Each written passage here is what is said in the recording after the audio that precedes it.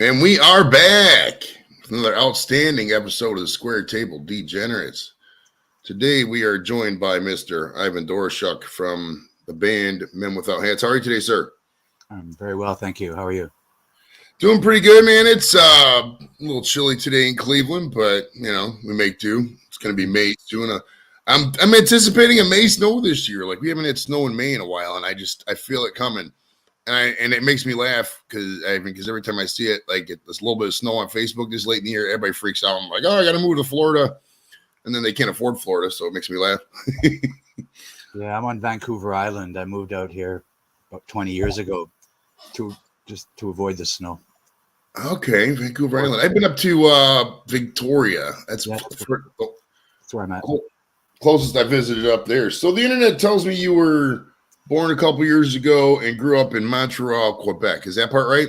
That's it, yeah. Okay. Born in Champaign, Illinois. Okay, so you're a Fighting Illini temporarily there for Champaign-ness. Now, since you were born in Illinois, did you get like dual citizenship? How's that work? Yeah, I've got dual citizenship. Okay, that's cool. Kind of nice. Yeah. Now, did you have a life of hockey growing up with your brothers? Are you guys like into music pretty much? Because your mom taught at McGill, the Harvard of Canada. We had both. We had music and sports. My dad was a phys ed teacher, and he was my hockey coach, my baseball coach for my whole growing up, for my whole childhood. Were you any good at any sports coming up? Did you ever think you wanted to be like the next Gordie Howe or something like that? No. My brothers did. My younger brothers were more into it. I had pretty good skills, but I had no hockey sense. Okay. I was like that with football kind of here. It's like I didn't mind playing it, but I just didn't like practice. Like practice is so bad. Like especially when you're like playing offensive line and stuff like that. All you're doing is running into people. It's not fun. So let's see here. Was there anything else you wanted to be growing up? Like, what was your first job that you remember? Did you have like a paper route or something? Oh yeah, I had a paper route. I worked at a hospital. That was right before the band took off. I was working at the Montreal General Hospital in the emergency department, since the biggest hospital in Montreal downtown. So it was quite a bit of action. Okay, how old was that? Were you still at high school when you were doing that?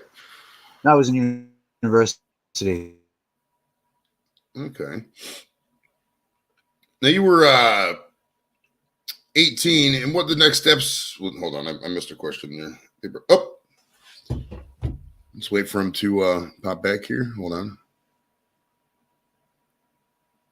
Sorry about this connection, guys.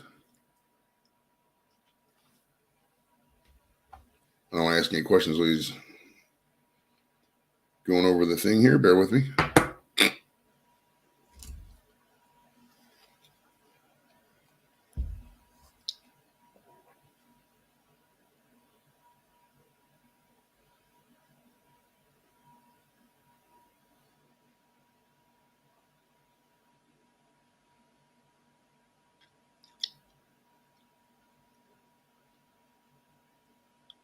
Stand by. Appears to be some kind of storm going through BC. Oh, he dropped. And that's in Canada. That's in BC. Blame BC for that. He's up there with BC Herbs. We'll just stand by and wait for Mr. Doroschuk to come back, hopefully. Until then, we can, I don't know. You can keep watching if you want to. I got a clip I want to play, but I don't want to play it till later because I want him to react to it. Hey, Laney, what's going on? Lap in the building. What's up, buddy? El Capitone. Yeah, we just had Ivan on a little bit ago, and then this connection dropped, so I'm just standing by to wait. You know how it is with live TV. And that, are you watching the Man City? Was it Man City Watch playing? I saw Man City was playing. I don't know who they're playing. Leanie's got meal prep going on today. Nice. Gonna mow the lawn at some point. It's been raining all day though, so it's like,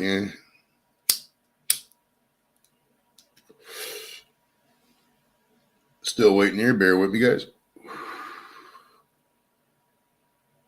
I got cookies. If you guys want a super chat, I'll do a cookie for sure. Oh, Liverpool versus Tottenham Forest.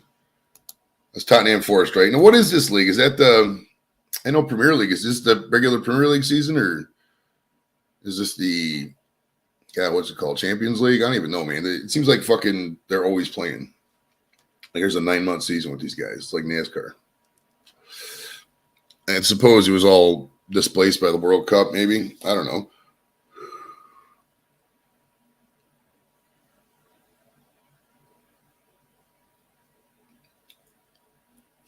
Tottenham Hotspurs. What's the Forest one? Oh, it's Premier League. Okay. Nottingham and Tottenham. I think it's Nottingham Forest, right? Okay. Yeah, Premier League's weird too because I think they kick you out of the league if you don't score enough. The Browns would be in like the Z League in the Premier League if they did in the NFL. Like that's how bad it is. I'll give a couple more minutes. See what's up.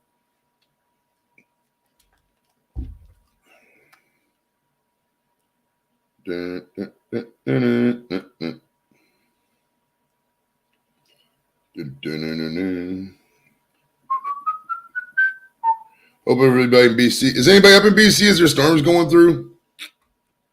Right, that's the one that reminds. That's why they do it, right? The Robin Hood, the forest. Yeah. For those just joining us, we had Ivan up and his connection went bad, so I don't know if his internet went out. Yes, I got this at Target. This Pepsi shirt, I got this at Target for it was on sale too. It was like $4, $5, maybe $7. I don't know, somewhere in there, but it was really cheap. And I was like, oh, I'm so getting it. Once me and Kim were out and I had on a Pepsi coat, a Pepsi shirt. She had on a Coke shirt. And I bought Nikki a Dr. Pepper shirt. So we're all rocking different pop shirts and shit. It's funny. Yeah, I don't know. If it's just only like 2 minutes, I don't even know if I'm going to really keep it up, but we'll see. I'm not going to ask how you're doing because it's probably good. If you're alive and you're looking at the computer, you're able to type, you're doing good. Did have fun on Friday. It was Mike was here and he texted me the next day. He's like, bro, I didn't get up to 1 and I was still baked and I went to bed at 11. It was fucking awesome. You guys brought the heat Friday. It was amazing.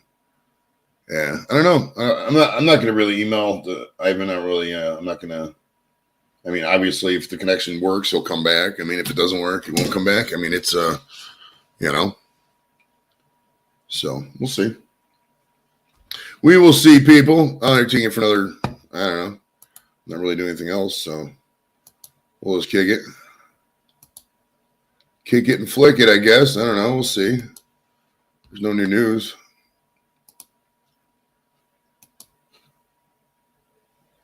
Let's see. Captain says, I'm actually watching Liverpool winning. Okay. So go Liverpool for captain. Like I said with these Premier League teams, dude, I'll root for people. I'll root for teams. Like if I'm hanging out with somebody and they're a fan of somebody, I'll root with them. But I'm not going to keep track of this shit. I don't have the energy to root for a whole nother team.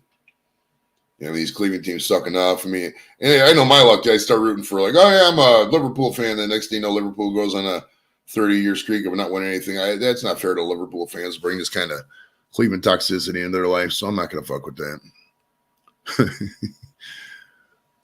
Yeah. So for those just joining us again, Ivan's connection dropped. I don't know. We'll see. I'll give it another 10, 15 maybe.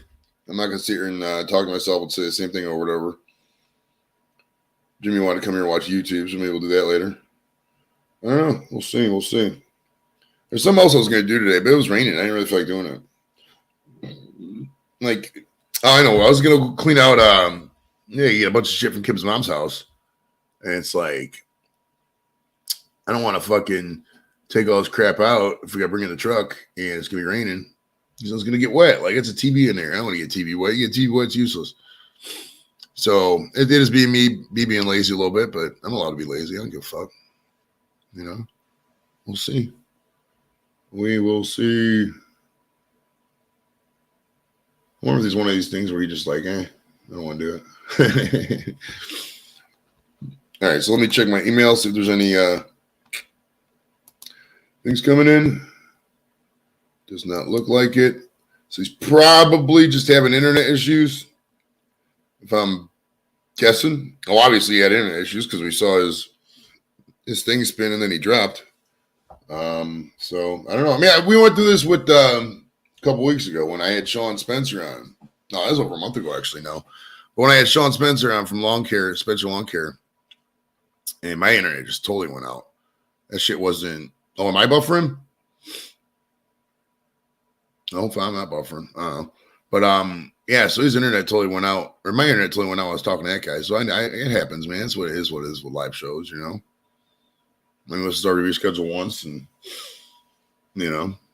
But I don't thank you guys for showing up, man. Let's check out Lainey if you ever get a chance, man. Lainey's a good artist. Give her some love. Dan Anderson too. Nice people, nice fellas. Yeah, I'll give about another 5. I'll give about 15 minutes. I'm gonna cut it because, yeah. I mean, I'm not gonna sit here and talk to myself if his internet's out. And I always give it a little bit, you know. Hey, BC was from the fucking your area too, bro. Right? Like he was literally from Vancouver Island, out where we were at. So there have been a lot of epic questions. You could have fed me some shit. You know what I mean? That's what he said. I asked him where he's coming from. He said Vancouver. And it got, I can't remember what question I asked him now because that was so long ago. But I asked him a question and then boom, that was it.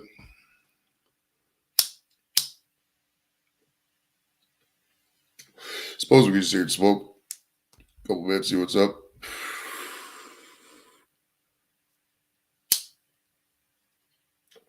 We do like to smoke her out here. I don't know. We'll see.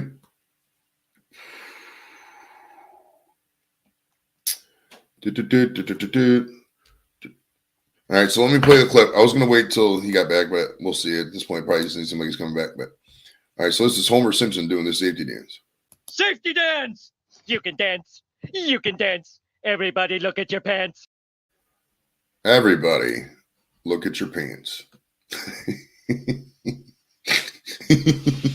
Let's just loop that for an hour and fucking just write technical difficulties on the bottom and just loop that for an hour. Oh well. So at the end of the day, you know, internet connections go bad, I guess. I don't know. I wasn't gonna get rich off this. So you know, he's a nice guy, I guess.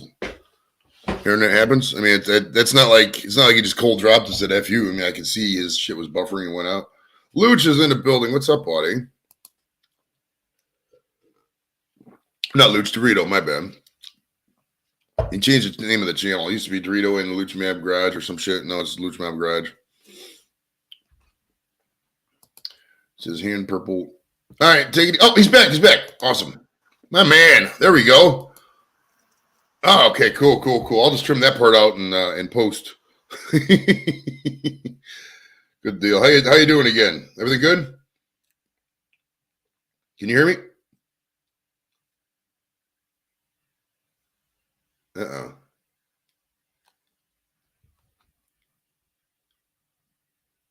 Ivan. Uh-oh. Ivan looks like he. Can you hear me? Oh, you can hear me. Oh, there you go. I can hear you. You're froze to the side like you were posing for a coin there for a second. Then you were good. Can you hear me? You can hear me? I can hear you. Can you hear me? Yes, I can hear you now. Perfect. I can see you. I can hear you. All right. I think all the technical difficulties are over. I think we're good. I can hear. As long as I could hear a faint noise in your background, so that's perfect. As long as I can hear that, we're good. We're good. Because like, if that drops, then I know you're froze again. All right, back to your childhood. Well, now not too far back your child, but you were 18. You went to. Were you always going to go to McGill? You went to McGill, right, for a little bit, didn't you? What was the deal with when you graduated out of high school? I got accepted into law school at the University of Nice in France. So I went and did my first year of law school in France and decided I didn't want to be a lawyer. So I came back to Montreal and I got accepted to the film and communications program at McGill University. It was a brand new program. It was just starting up. And so I was in the electronic journalism program of the film and communications department at McGill. So okay. Electronic journalism. So what were they? Did they have computers back then? I mean, they had some computers, but did they have any kind of? They were as big as a house, you know. They little were. mainframe It was stuff? nothing. It was kind of. They kind of saw it coming, so they were starting up. They were sort of anticipating the future. It was 1977, and technology was starting to change, and they were right on it. Did you have a computer class? Like, what was your first exposure to the big mainframes and all that back? Was it in college then? Sorry, I didn't get that question. So what was your first exposure to like what we would consider a modern computer? Like, did you get to work on the mainframes or, you know, type up stuff, or was that strictly controlled, or how did that work back then? No, I entered the game with the Macintosh, with the black and white Macintosh, Apple Macintosh. Okay. So you were in the game when they still. Okay, I remember we had the Apple back in grade school. We had the Apple IIe, I think. I think it was the IIe. We had a Commodore. I don't know, because it was. Remember that one Simpsons when he was when Ralph was with with Principal or Superintendent Chalmers, and they had the Commodore and with Gil, and they were doing. We have learning. Oh, that was great. That's how it reminded me of how we had it back in the day. But let's see. So, did you start the band in college? Were you already out? How did the band start up?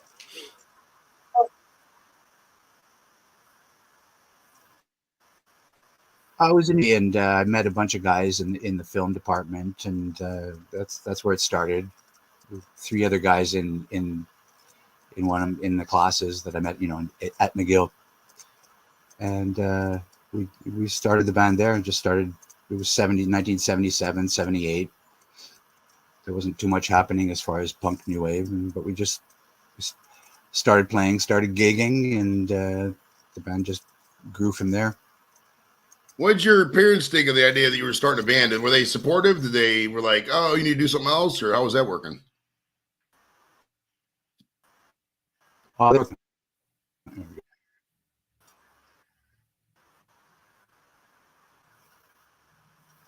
No, they were very supportive. My mom was a music teacher. My dad played in bands when he was growing up too. So he played at barn dances and stuff like that. So he was. They were both really happy that we were doing music. Okay. Now it said that the name of the band was because that you were stylish like a middle school kid wearing shorts and you refused to wear hats in the winter in cold ass Montreal. Now, as a person who loves wearing hats myself because of thousands of missing hairs, did you not like hats because it messed up your hair? Or basically, what is the origin story of the band's name? Or are there any other names that came close to making the cut? The band, that's where the band's name came from. It was from not wearing toques in the middle of the winter. And the band was almost called Terry Fox's Left Leg. But we put it to a vote, and Men Without Hats won. Thank God, right? Terry Fox's Left Leg. With what's the origin behind that? Is that a buddy you know? Who's Terry Fox? Terry Fox is a guy who had cancer and had one of his legs amputated, and he tried to run across Canada to raise money for cancer research on an artificial. He tried to run across with an artificial leg. And I think he made it about halfway. He didn't survive the whole thing. He died. Oh, well, God bless. That's still a cool effort. Yeah, no, it's great. I live right next to the statue in his honor, right next to where I live, at mile 0 of the Trans-Canada Highway. Okay. Oh, so yeah, you're right. You're right in the coast. Yeah, we got a guy in the chat he's from BC as well. He's BC Herbs. He lives out in. I don't know. He doesn't tell us where he lives. He just says he's up from that area, and you look in the area, it's like the size of South Dakota. You're like, okay, that's close enough. Now, on a scale of 1 to 10, how sick are you of hat jokes? They go right over my head. Oh, I didn't care. Okay, I feel it. Like, was the early stuff from the 77 to 1980 more punk rockish? And what was your style like then? Where did you like primarily perform? Like bars, kind of thing? What was the deal there?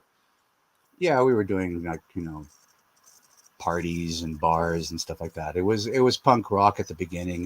We were doing like Contortions covers and all kinds of punk rock songs, and it grew from there. Okay. Now, what made you change to the new wave style, and was there any pre-Safety Dance songs that you particularly love doing? We made the change because I wanted to reach more people. I realized that punk rock was kind of had a limited appeal, and since I was a classically trained pianist, the switch to electronic keyboards was easy. It was pretty easy. Okay. Now, where were you when you first heard about MTV? TV and go and have them. I got to know TV by. I 100% apologize. Your connection totally broke up there. Can you say it real quick again? We had MTV in Canada, so I learned about MTV by standing in front of the studio waiting to go interviewed. Okay. Now, what did you think of it at the time? And did you think in a million years that music videos were going to be part of your repertoire of arsenal of stuff that you got going on? Well, MTV was a big part of our success. The video was definitely a huge part of the success of the song. It was something that we didn't, we just I went and shot the video over in England. Didn't think too much about it, but when it got out on MTV, it was on such heavy rotation that I was being recognized everywhere I went. So it pretty much changed my life. Okay. Now, the Safety Dance itself, I read it was written about how new wave dancing was different from disco dancing. If that's true, could you tell us the origin of the song? Like, what were your personal inspirations for writing it? I wrote the Safety discotheques for pogoing when they play. The DJ would dip in Blondie's Heart of Glass or Choose Rock Lobster or Satisfaction by Devo or something like that. So we'd get up and start pogoing, which is jumping up and down. It's the precursor to the mosh pit and slam dancing. But nobody had ever seen it, and the bouncers would invariably kick us out. So after getting kicked out a few times, I went home and wrote a protest song about it. That's awesome. As a protest. Now, did you think the song was, one, going to take off, and two, last as long in pop culture as it has? Like, it's lasted forever.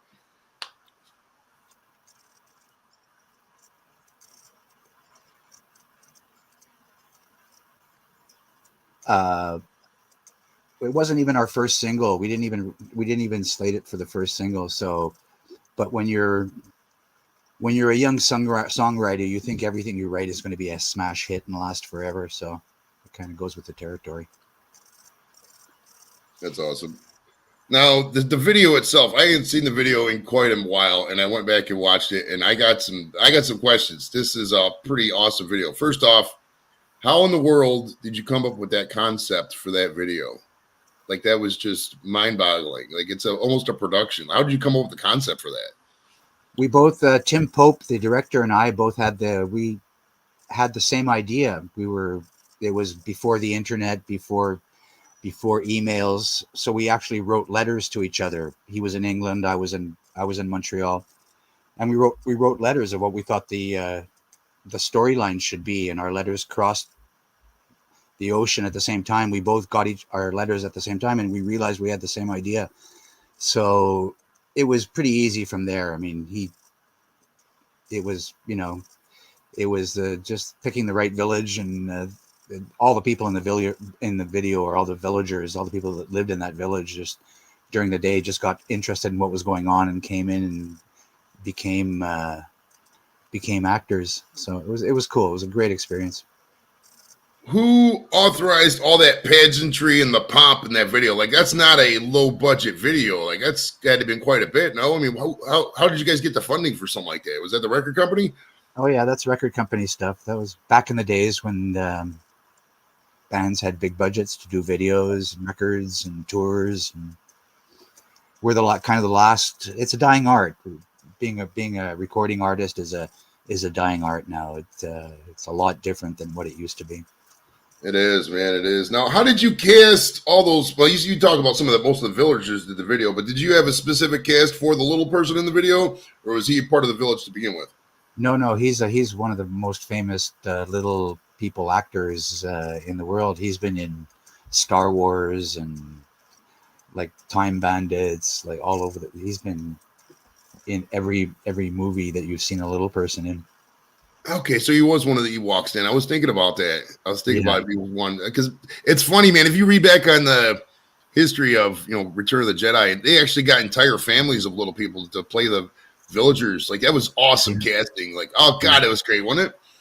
I think he was even the back end of what's the big monster there? Just slipped my mind. Yeah, but the Jabba the Hutt. He was the bottom end of Jabba, controlling the bottom end of Jabba the Hutt. Oh, he's a tail. Okay, that's awesome. I love Jabba's awesome, man. It was I saw a Jabba meme earlier, just made me really laugh. It's it's great. Now the village is West Kington in Wiltshire, England. So when was the last time? Have you visited that place since you filmed the video? When was the last time you were at the UK? Regardless, I've not been back to West Kington. We were in the UK a couple years ago on tour. Okay. Now, how did you like Weird Al's parody, The Brady Bunch? Which I'm not gonna lie, I just heard it like earlier. I love Weird Al. It's not his best song ever, but what did you think about it when it came out? Did you were you like, oh, this is awesome, or was just like whatever? It's great. No, I thought it was a great honor. Like when it's kind of a consecration when Weird Al covers songs. It's like there's not much else to nowhere else to go. Right? What do you do to top that? Right. All right. Now, one of my favorite moments of pop culture is when Homer did the safety dance. Now, do you mind if we watch this? I'm sure you remember this. Yeah. All right, stand by. This is from courtesy of The Simpsons. This is I don't know, probably 95, 96, something like that. Safety dance! You can dance. You can dance. Everybody look at your pants. Now, something like that, did they come to you and tell you they're going to do it? Did you just find out about it, or what was the deal with that? Well, they notified us. They told us it was coming. Okay. Does that part ever? Is there any pop culture parts that come up? Like people like, oh yeah, I saw this in the movie, or I saw The Simpsons, or like, does anybody ever come at you like that's how they found out about the band was through something else besides like just hearing the music on the radio? Well, my son found out about the band through the Crazy Frog video that came out, I don't know, like 10 years ago. He was like 7 or 8 or in elementary school, and his friends started telling him that his dad was the Crazy Frog. So he came up and asked me all about it, and so I had to fill him in. My favorite pop culture thing is still the Beavis and Butthead watching the safety dance and saying, "Who's that? Michael Jackson?" I love Beavis and Butthead because Beavis and Butthead was literally, I think they were 15 at the same time I was 15. So it was like literally like watching my life. Is what we used to all do. I mean, we even snuck cigarettes back then too. Remember them early Beavis and Buttheads? They would smoke cigarettes occasionally. Oh, that was such a great written series back then. And then they took off my favorite one with the one where they sniffed all the paint thinner and they went crazy and spray painted all that stuff on the house. And then Beavis was like, "This is dedicated to all the troops who died in the Vietnam War." Oh, that was classic. Man, I have to go back and watch that episode today. Now now I read that you credit the show Glee for bringing the show to a new or bringing the song and the band to a new generation. Now, how does stuff like that come about, or do they come to you? You go to them, that kind of thing. How did Glee come about?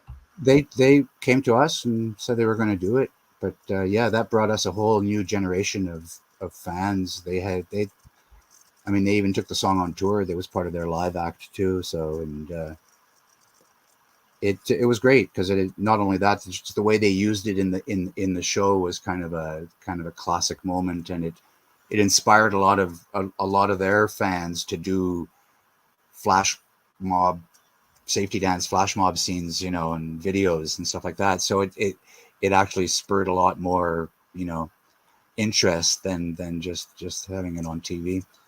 But yeah, it was great. It was all the pop culture things have really helped us keep going. You know, it's great because when we play live now, I see my original fans, and they're very often there with their kids, and sometimes even with their grandchildren. So it's great. It's a real family affair. That's awesome. All right, we got a question from Captain. He says, "What's the best place to play live, in your opinion?"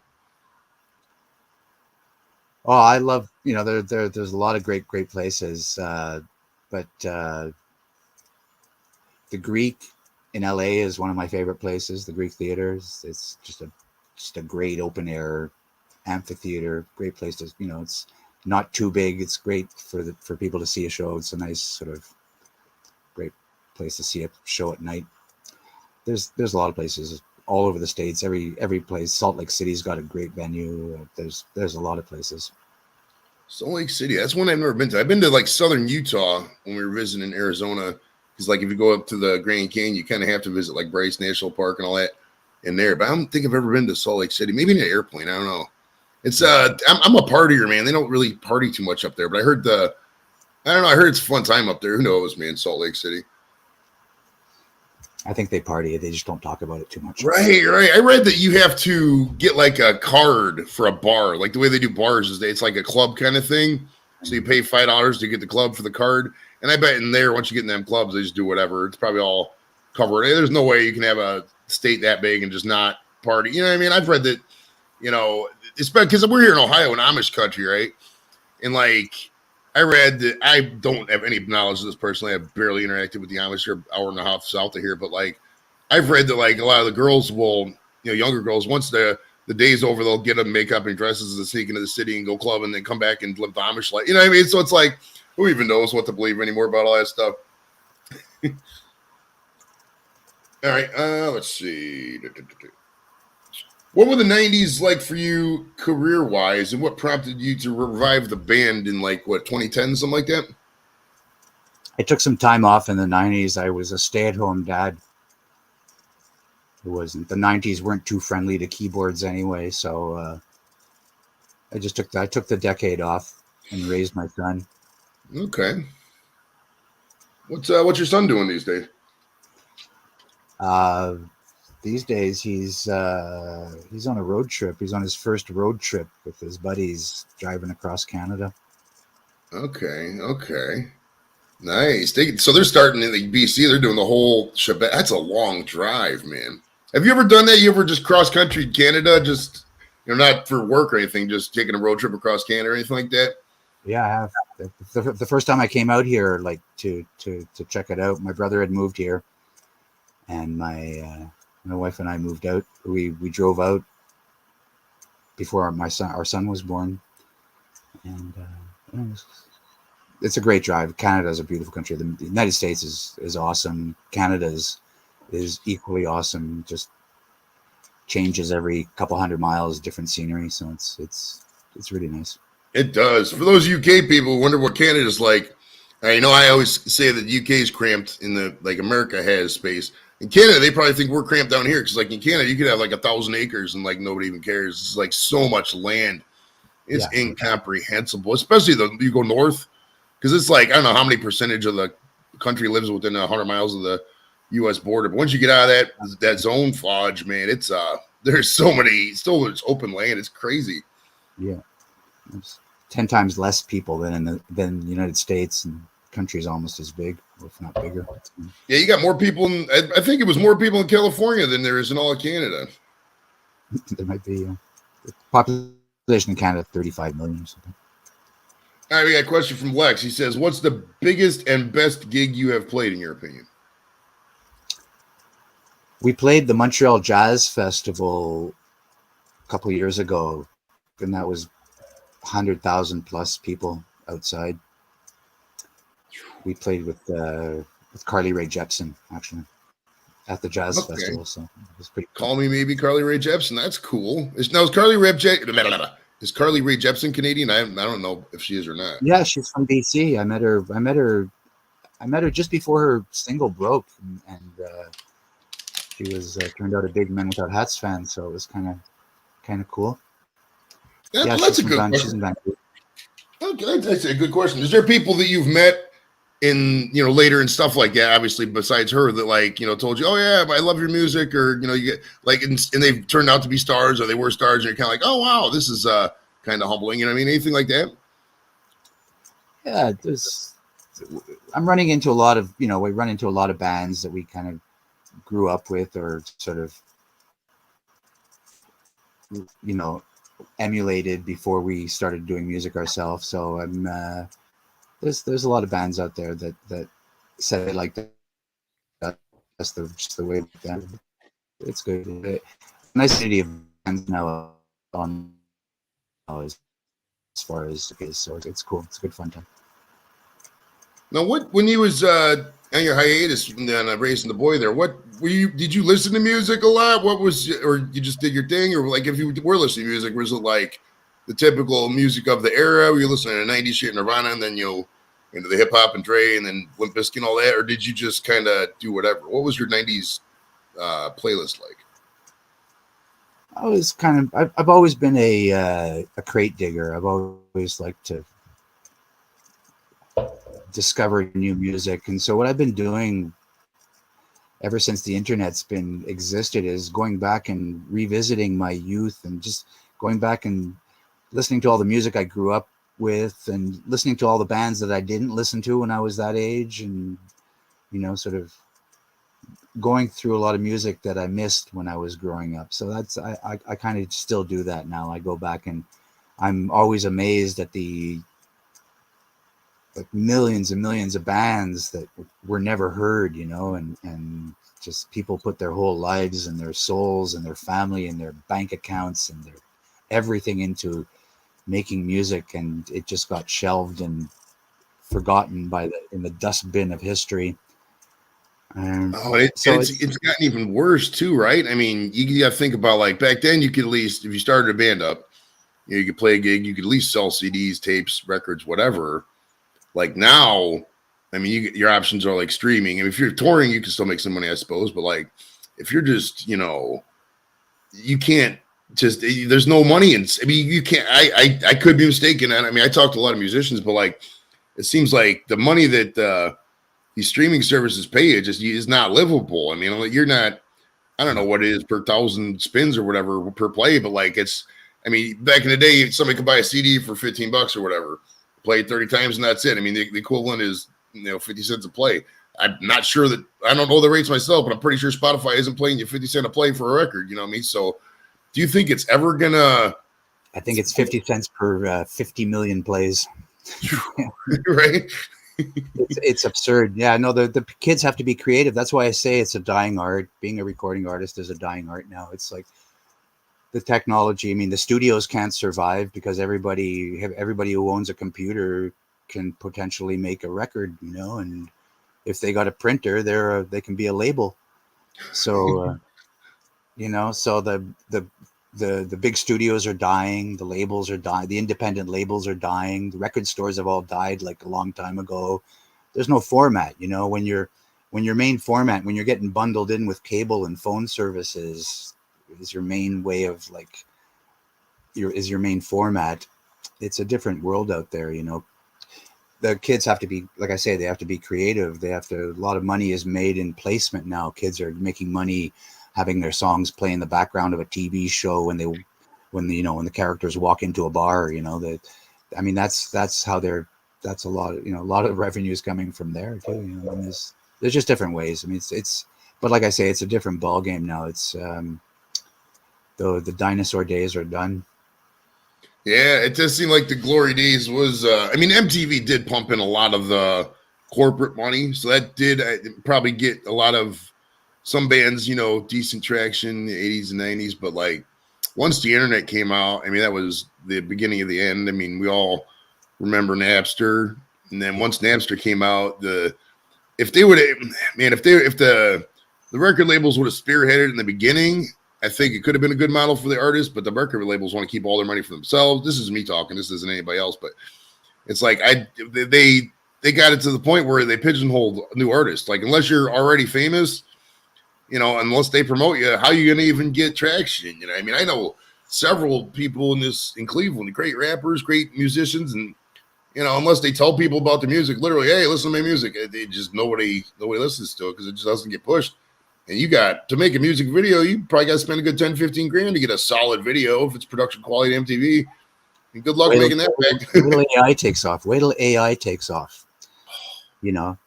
Drake just had to shut down an AI song, I mean, people aren't going to, AI is already shutting down all the illustrators, all the people who, all the guys who are making illustrations, but they're all losing their jobs. All the reporters, all the guys who are writing for whatever, they're all going to lose their jobs. AI is going to be making most of the content we see on the net. So, I mean, I'm pretty sure it's going to happen to music too. I mean, it's going to happen. They're going to take AI is going to take over OnlyFans. It's going to take over everything. It's going to. Yeah, people don't think about that OnlyFans stuff, but that's a very true thing because they got people that look very realistic on there. Why, and you could get. If you can create something that's AI looks next to perfect, you don't have to pay them. You don't have to worry about them whining. It's already started. I think they've already started. Like there's already an AI chick on there now. Well, this is good segue into this next question here. What the art in the background? Did you? Is that your artwork? Or is that people you did? What's the deal with your background there? Oh no, it's just stuff I've picked up over the years. Okay. All right. This is a standard question we ask everybody who comes to the show, but out of Beatles or Queen, who would you pick out of those two? Queen. Okay. Any reason? I'm beatled out. I'm beatled out. I don't need to hear any more Beatles music for the rest of my life. They did play so many Beatles songs, man. The thing with Queen and the Beatles is like they do have good songs, but man, some of the songs they got are just they've been played so much of this. I mean, after 100,000 times, you're just like I can't hear this anymore. I just physically cannot hear.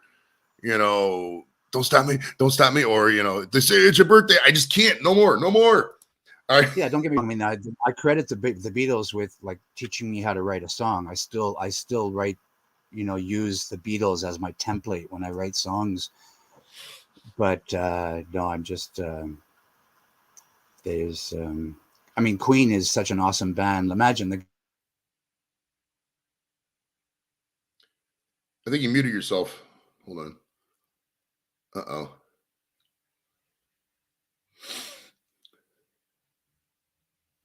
Stand by. Stand by, ladies and gentlemen. Oh, he's back. And we're back. You are back. All right.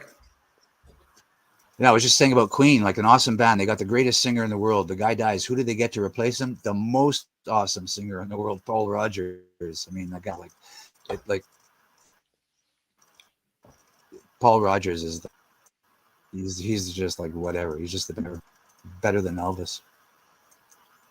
Now we got a question from Dorito. He says, I think he's asking, like, do you like touring or playing studio music better? Like, which is your thing that you like most about being a musician? I like the whole thing. I like equal parts. I love being in the studio, and then I love being on the road and being in the back of a bus. I could live in the back of a bus forever. It's just love all of it. Yeah. Now, what did the pandemic do to your operations, and where do you see yourself in the future of the band going? Just kind of all head full with what you've been doing, or got any new cool projects coming out, or what's the deal there?